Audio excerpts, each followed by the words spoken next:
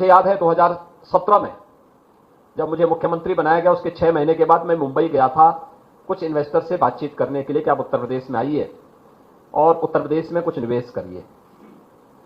तो एक सज्जन से मैंने बात की, मैंने कहा उत्तर प्रदेश आइए। उन्होंने कहा उत्तर प्रदेश? मैंने कहा हाँ। तो हंस पड़े जोर से। मैंने कहा क्यों, क्या हो गया? कहा मैं आज तक उत्तर प्रदेश नहीं गया। तो मैंने कहा आइए, इसीलिए आया हूं मैं। उन्होंने कहा लेकिन सुरक्षा का क्या होगा? मैंने कहा चिंता मत करिए। 18 में नहीं आए, 19 में नहीं आए, 20 में नहीं आए, मार्च 20 में कोरोना के लिए लॉकडाउन प्रारंभ हुआ और फर्स्ट वेव के बाद हमने जब थोड़े मार्केट खोले, थोड़ा रिलैक्स किया, तो फर्स्ट वेव के बाद समझ में आ गया कि अब लॉकडाउन की आवश्यकता नहीं और अनावश्यक रूप से हम लोगों को पाबंदी हटा करके हमें उसको सीमित करना पड़ेगा।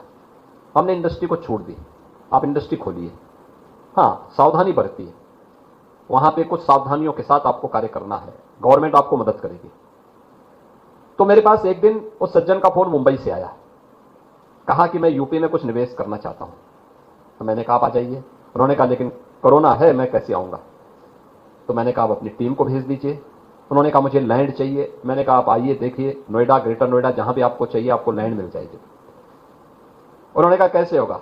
मैंने कहा भी ना आप आएंगे और ना लैंड देख पाएंगे तो फिर निवेश कैसे कर पाएंगे? उन्होंने कहा हाँ समस्या। मैंने कहा मैं ड्रोन से सर्वे करके आपके पास भेजता हूं, आपकी टीम ग्राउंड में रहेगी, ड्रोन से सर्वे हो, अगर आपको पसंद आएगा तो आप निवेश करिए। उन्होंने कहा ठीक। हमने ड्रोन के माध्यम से सर्वे करके, और उनकी टीम जमीन पर थे, और उन्होंने 2020 में जमीन उन्हें पसंद आई, उन्होंने निवेश अपना प्रारंभ किया। पहला डाटा सेंटर उत्तर प्रदेश के अंदर उन्होंने स्थापित किया, जिसे हमने 2022 में देश को समर्पित कर दिया और बहुत सफलतापूर्वक कार्य कर रहा है।